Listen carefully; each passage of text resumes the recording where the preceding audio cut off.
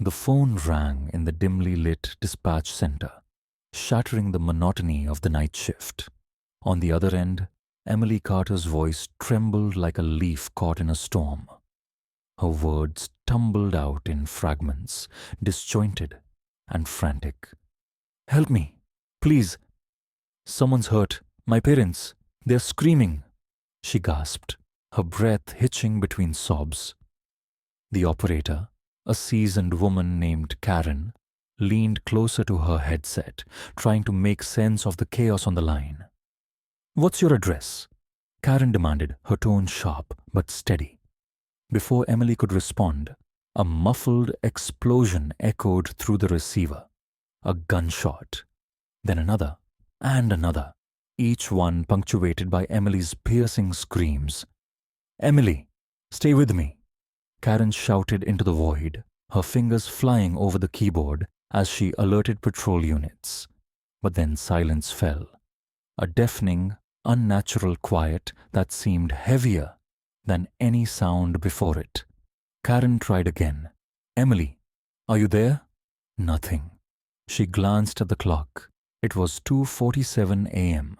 Somewhere in that house, something unspeakable had just unfolded. Red and blue lights sliced through the darkness as police cruisers screeched to a halt outside the Carter residence.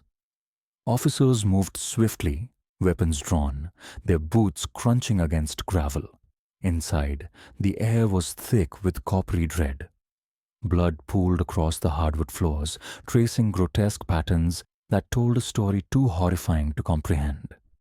In the master bedroom, David and Linda Carter lay motionless, their bodies contorted in final agony. Bullet wounds marred their faces, rendering them almost unrecognizable. Upstairs, Jake Carter, barely 18, slumped lifelessly against his bed frame, his wide eyes frozen in shock. The trajectory of the bullets suggested execution-style killings, but it was the hallway that stopped Detective Marcus Hale in his tracks. There, crumpled near the staircase, was Mark Carter. Alive, though barely. His breathing came in shallow gasps, blood soaking through his shirt. He clutched at his side, his lips moving soundlessly as if trying to form words too painful to speak. "Mark," Marcus whispered, crouching beside him. "Who did this?" Mark's gaze flickered upward, glassy and unfocused. Emily," he rasped before slipping into unconsciousness. Downstairs, paramedics found Emily huddled in the corner of the living room, her hands pressed tightly over her ears. She rocked back and forth, muttering incoherently under her breath. Her blonde hair was matted with blood, not hers, and her white nightgown bore streaks of crimson that made her look like a figure from a nightmare. "Miss Carter?" One officer ventured cautiously. Kneeling beside her, "Can you tell us what happened?" Emily stared blankly ahead, her pupils dilated. When she finally spoke, her voice was hollow, devoid of emotion. "I didn't mean to." Her sentence trailed off, leaving the room heavy with unanswered questions. Was she confessing? Or simply lost in the fog of trauma? Detective Hale exchanged a glance with his partner, Detective Riley Chen. They both knew they were staring at either a victim or a perpetrator, or perhaps both. To the outside world, the Carters were the epitome of suburban bliss. David Carter, a successful insurance agent with a firm handshake and an unwavering work ethic, was the backbone of their small-town community. His wife, Linda, radiated warmth as she volunteered at church bake sales and chaired PTA meetings. Together, they had crafted a life that seemed enviable. A sprawling colonial home framed by manicured hedges, 2 children who excelled in school, and a golden retriever named Max. But beneath this polished veneer lay cracks no one dared to acknowledge. David's dedication to his career often left him emotionally absent, while Linda's nurturing demeanor masked her own simmering frustrations. Their son, Jake, a quiet teenager consumed by video games and solitude, rarely spoke unless spoken to. And then there was Emily, 17, overlooked and silently screaming for attention. The neighbors would later recall how perfect everything appeared. But perfection is fragile, and it only takes one wrong move to shatter the illusion entirely. For Emily, being invisible wasn't just a feeling, it was a way of life. Her parents' lives revolved around Jake, whose struggles with anxiety demanded constant care. Meanwhile, Emily drifted through the halls of her high school like a ghost, her presence barely registering even among her peers. At home, she retreated to her room, burying herself in books or sketching aimlessly in a worn notebook. Em, can you grab Jake's medicine from the kitchen? Linda called one evening, not bothering to look up from her laptop. Emily sighed, setting down her pencil. Sure, she muttered, though her tone carried the weight of countless unspoken grievances. She felt like furniture useful when needed, otherwise ignored. Her loneliness made her vulnerable, a fact that didn't escape Mark when he arrived on their doorstep months later. He saw the desperation in her eyes, the hunger for connection, and he knew exactly how to exploit it. Mark Carter rolled into town like a storm cloud, trailing whispers of failure behind him. After losing his job and enduring a bitter divorce, he showed up at his brother's house with little more than a duffel bag and a forced smile. David welcomed him reluctantly, offering the spare bedroom upstairs. At first, Mark played the part of the dutiful uncle. He helped Jake with his math homework, joked with Linda about old family stories, and even fixed the leaky faucet in the kitchen. But it was Emily who captured his attention most. You're different from the rest of them, he told her one afternoon as they sat on the porch swing. His voice was low, almost conspiratorial. You see things others don't. Emily blushed, unused to such direct praise. For the first time in years, she felt seen. What she didn't realize was that Mark's charm came with strings attached, and those strings would soon tighten around her neck. Their relationship began innocently enough. Late-night conversations turned into shared secrets, and shared secrets blossomed into something far more dangerous. Mark listened intently as Emily poured out her frustrations, her parents' neglect, her longing for independence, her fear of fading into obscurity. I wish I could run away, she confessed one night, tears streaming down her face. Start over somewhere new. Mark leaned closer, his hand brushing hers. You don't have to dream about running away, Em. We could do it together. At first, Emily resisted. The idea of leaving her family felt impossible, even if they barely noticed her existence. But Mark was patient, feeding her doubts and amplifying her insecurities until she began to believe she couldn't survive without him. I love you, he whispered during one of their clandestine meetings in the garage. No one understands you like I do. Her heart raced, torn between guilt and exhilaration. This wasn't right. But it felt so good. As Emily grew closer to Mark, the rest of the family began to fracture. David and Linda argued more frequently, their voices carrying through the thin walls late at night. He's a bad influence, David snapped, pacing the living room. He's been here for months and nothing's changed. And whose fault is that? Linda shot back, crossing her arms. You're never here to help. Maybe if you spent less time at the office? Jake, meanwhile, withdrew further into himself. He avoided meals, preferring to eat alone in his room, and spent hours staring blankly at his computer screen. Something felt off, but he couldn't put his finger on it. Emily's behavior became increasingly erratic. One moment, she'd be laughing with Mark. The next, she'd snap at her mother over something trivial. No one understood why she seemed so volatile, except Mark, who reveled in the chaos he'd sown. By early spring, the tension in the Carter household reached a breaking point. Emily's diary entries grew darker, filled with cryptic references to escape and freedom. She wrote about loving someone she shouldn't, about feeling trapped between duty and desire. Mark, too, showed signs of unraveling. His once charming demeanor gave way to possessiveness, his smiles tinged with menace. If anyone finds out about us, he warned Emily during one heated exchange, we'll both lose everything. David confronted Mark one evening, his patience finally snapping. I know what you're doing, he growled, jabbing a finger into Mark's chest. Stay away from my daughter.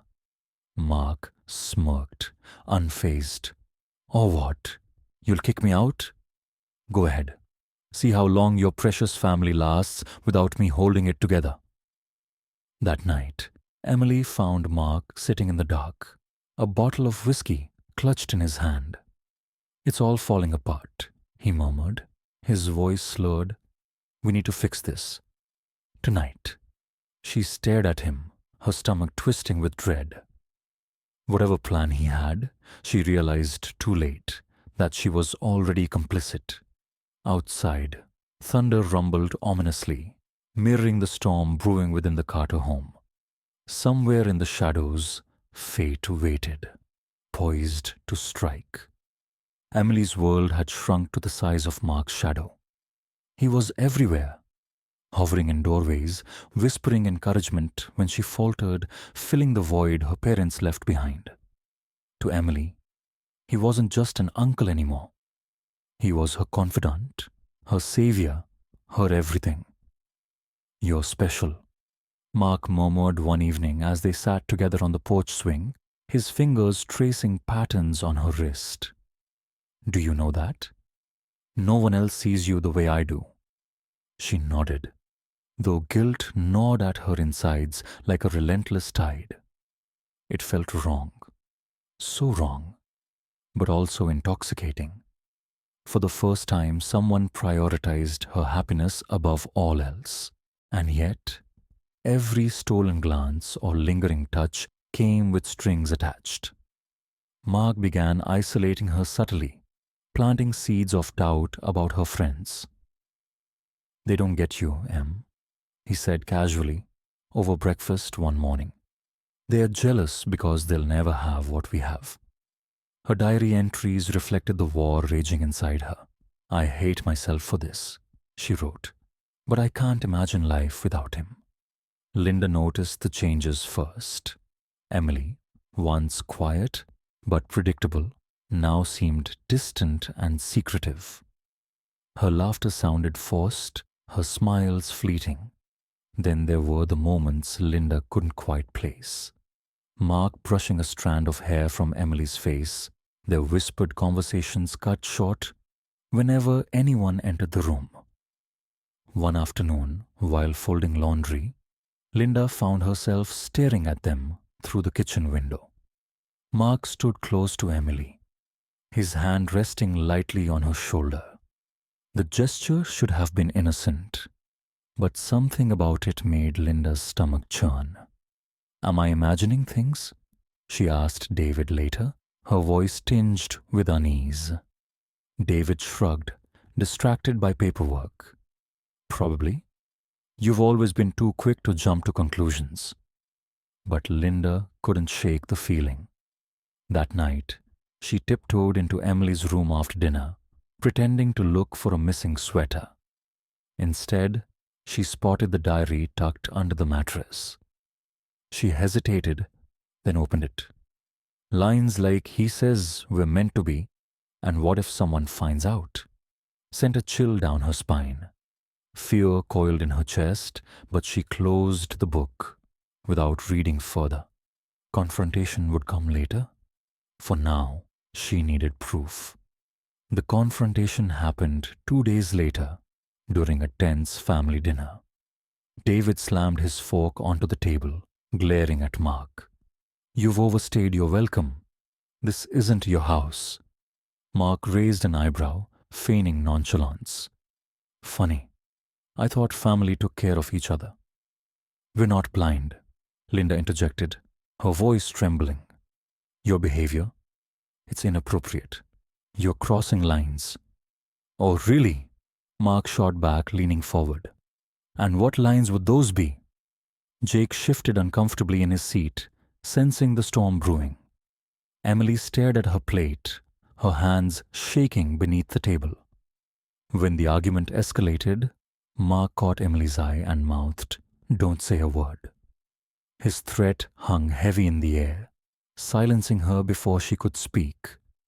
Later that night, alone in her room, Emily sobbed as Mark cornered her. "If they find out about us," he hissed, gripping her arm tightly, "you'll lose everything. Do you understand?" She nodded, tears streaming down her face. Betrayal tasted bitter on her tongue, but fear kept her silent. It was supposed to be a routine check. Linda had offered to help Emily study for an upcoming exam, sitting beside her on the bed as they pored over textbooks. But when Emily excused herself to use the bathroom, Linda's gaze fell on the phone left behind. Curiosity got the better of her. A few swipes revealed messages exchanged between Emily and Mark, messages that left no room for denial. "Meet me tonight, same place. I need you. No one will ever love you like I do." Linda's breath hitched as nausea rose in her throat. When Emily returned, she froze at the sight of her mother holding the phone. "Explain this," Linda demanded, her voice cracking. Emily crumpled to the floor, confessing everything: the late-night meetings, the lies, the affair. "Please, Mom, don't tell Dad," she begged, clutching Linda's legs. "He'll kill me." Linda's heart shattered, torn between protecting her daughter and exposing the monster living under their roof. "We have to end this," she whispered, though her resolve wavered. "But how?" Mark heard the raised voices through the thin walls. Emily's confession echoed faintly, followed by Linda's desperate pleas for calm. His jaw tightened as realization dawned. He was running out of time. Pacing his room, he replayed the events of the past months in his mind. Every lie, every manipulation, every calculated step toward domination had led him here. Now, the fragile web he'd woven threatened to collapse. He reached for the gun hidden in his duffel bag, its cold metal reassuring against his palm. If the truth came out, his life would be over. There was only one solution: silence them all. His plan formed quickly, methodically.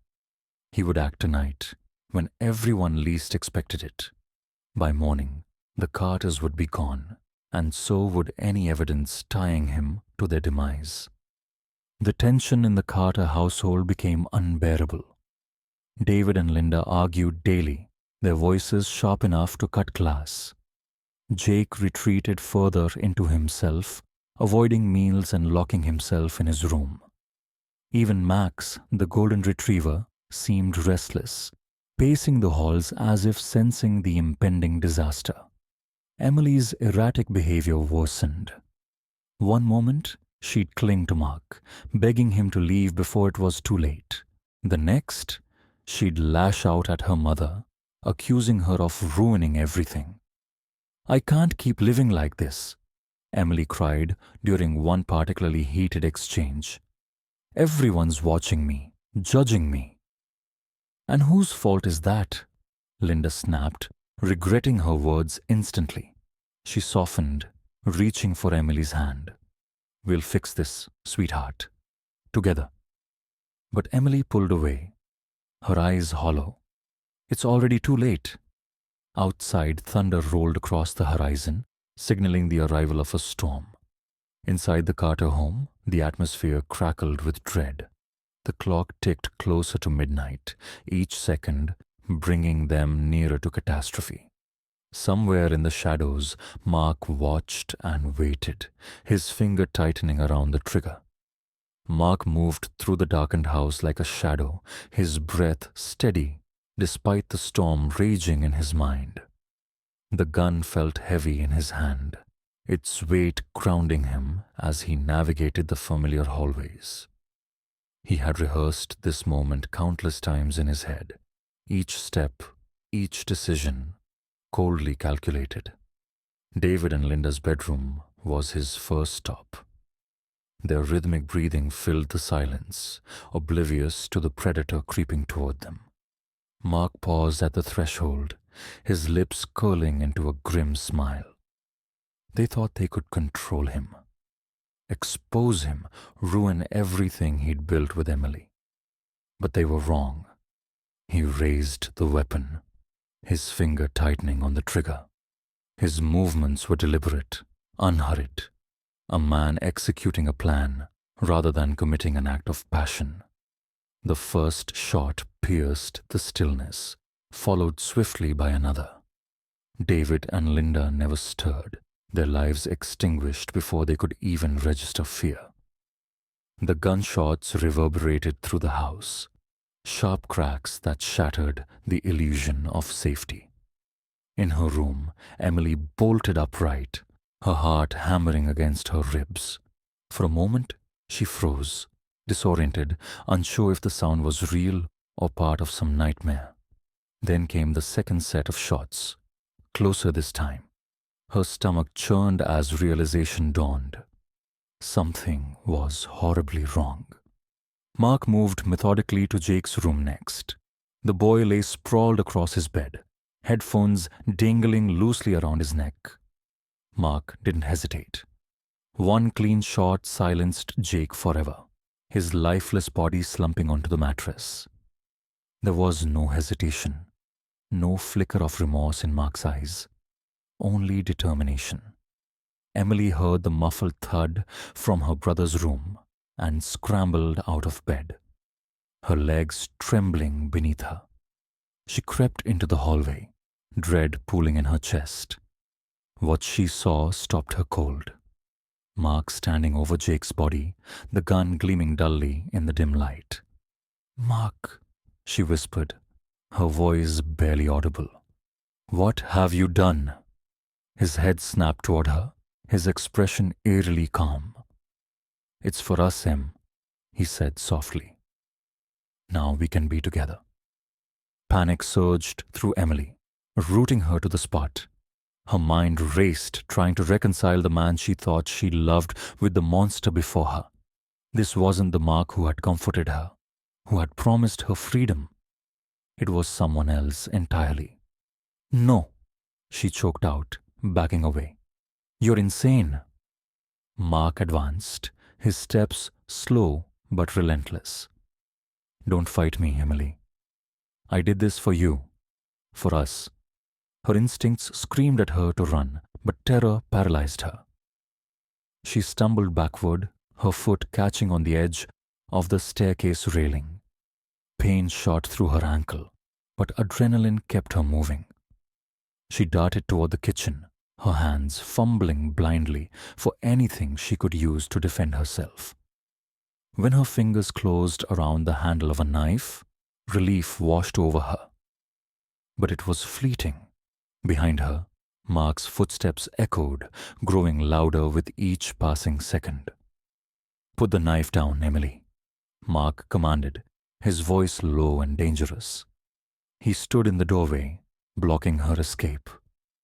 The gun remained trained on her, unwavering. Tears streamed down Emily's face as she clutched the blade, her knuckles white. "Stay back," she screamed, her voice cracking. "I'll kill you if I have to." Mark laughed, a hollow, chilling sound. "You don't have it in you." But Emily surprised even herself. As he lunged forward, she swung the knife with all her strength. The blade sank deep into his side, eliciting a guttural cry of pain. Mark staggered, dropping the gun as blood seeped through his shirt. "You little bitch," he snarled, clutching his wound. But the fight had left him. He collapsed to the floor, gasping for air. Emily stared at him, her chest heaving. Her hands trembled, not just from exertion, but from the enormity of what she'd done. She had killed the man she once loved, or at least, the version of him she'd imagined existed. Still shaking, Emily grabbed the phone and dialed 911. Her voice cracked as she spoke, barely coherent. "Help. Please help. My family, they're dead." By the time police arrived, the house was a scene of unimaginable horror. David and Linda lay motionless in their bed, their faces frozen in eternal rest. Jake's body was discovered in his room, his headphones still dangling limply. And in the kitchen, a Mark bled profusely, clinging to consciousness by a thread. Detectives combed through the wreckage, piecing together fragments of the night's events. They found Emily's diary tucked under her mattress, its pages filled with confessions of forbidden love and mounting despair. Mark's own words during interrogation confirmed the truth. He had orchestrated the massacre to eliminate anyone who stood between him and Emily. As officers led Emily away for questioning, she glanced back at the house one last time. It wasn't home anymore. It was a tomb, haunted by the ghosts of those she'd failed to save. Outside, dawn broke over the horizon, casting long shadows across the lawn. But for Emily, there would be no sunrise. Only darkness. The courtroom buzzed with tension as Mark Carter sat slumped in his seat, his once charming demeanor replaced by a gaunt, hollow expression. His injuries had healed enough for him to stand trial, but the weight of his crimes hung heavy over the proceedings. The prosecution painted him as a predator, a man who exploited vulnerability and orchestrated chaos for his own twisted desires. Emily sat in the witness box, her hands trembling as she recounted the horrors of that night. "He told me he loved me," she whispered, her voice breaking. But it wasn't love. It was control. Her testimony left the jury visibly shaken, but it came at a cost. Reliving the massacre tore open wounds she thought might never heal. By the time the verdict was delivered, guilty on all counts, Emily felt more exhausted than vindicated. Outside the courthouse, reporters swarmed her, their questions sharp and intrusive. She ignored them, clutching her aunt's arm tightly as they made their way to the car. Justice had been served, but Emily knew the scars would linger long after the headlines faded. In the weeks following the trial, the small town became a battleground of whispers and accusations. Some neighbors rallied around Emily, offering condolences and support. Others weren't so kind. She brought this on herself. One woman muttered at the grocery store, loud enough for Emily to overhear. What did she expect, carrying on like that with her uncle? The judgment stung worse than any physical wound. Even those who claimed sympathy often tiptoed around her, unsure how to reconcile the image of the quiet girl next door with the scandalous headlines splashed across newspapers. At home, Emily stared out the window, watching children play in the cul-de-sac where she used to ride her bike. They laughed freely, unaware of the darkness lurking beneath the surface of their idyllic neighborhood. She envied them, not just their innocence, but their ability to trust the world around them. Life with her maternal aunt was quieter than Emily expected, though not necessarily easier. Her aunt, Margaret, tried her best to create a sense of normalcy, cooking hearty meals and encouraging Emily to join local art classes. But nothing could fill the void left by her family or erase the memories haunting her dreams. Therapy sessions became a lifeline, even if progress felt agonizingly slow. You're not responsible for what happened, Dr. Patel reminded her gently during one particularly difficult session. Mark manipulated you. He preyed on your loneliness. I know, Emily replied softly, tears streaming down her face. But knowing doesn't make it hurt less. Nightmares plagued her sleep, visions of blood-soaked hallways and Mark's cold, unyielding gaze. On bad days, she barely left her room, consumed by guilt and grief. Yet there were moments of clarity too. Moments when she allowed herself to imagine a future beyond the wreckage of her past. Mark's sentencing hearing marked the end of the legal saga, though not the emotional turmoil.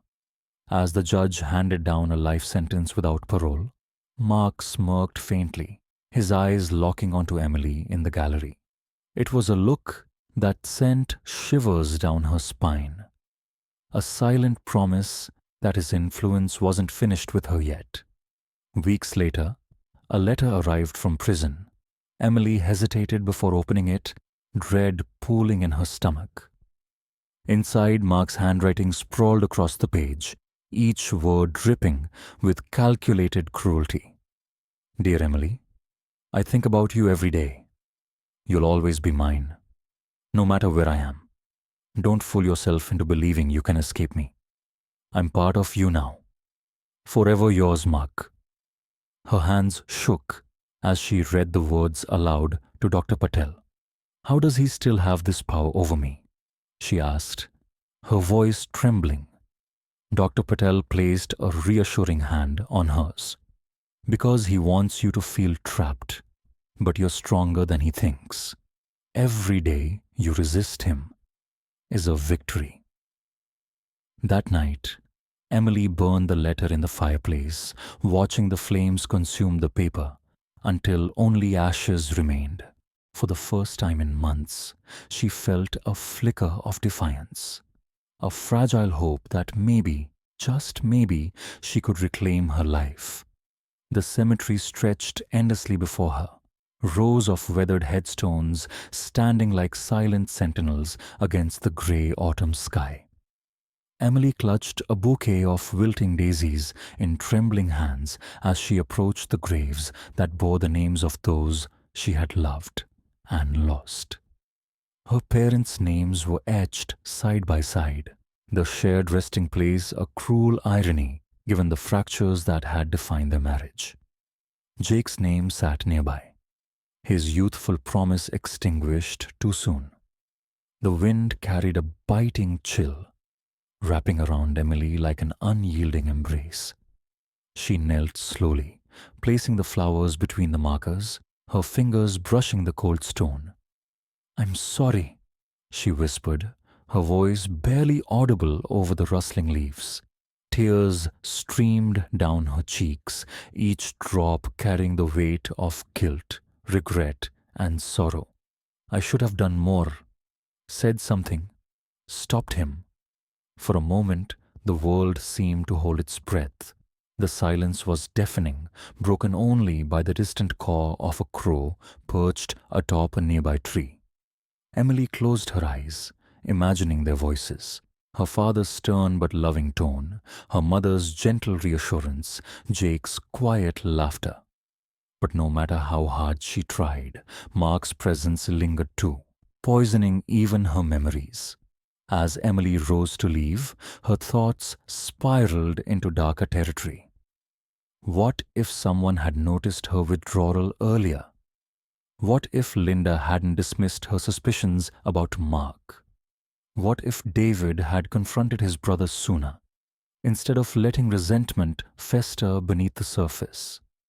She replayed the moments leading up to the massacre, the missed opportunities, the ignored warnings, the subtle signs everyone had chosen to overlook.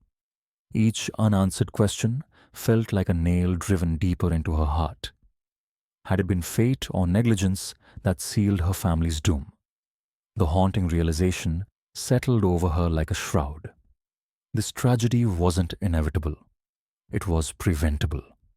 Silence had allowed manipulation to thrive. Fear had kept truths buried until it was too late. As she walked away from the graves, the wind picked up, scattering dead leaves across the path behind her. Emily paused at the gate, glancing back one last time. The question hung heavy in the air, unanswered yet undeniable. Could any of this have been stopped? And with that, she stepped through the iron bars, leaving the past behind, but knowing it would always follow her.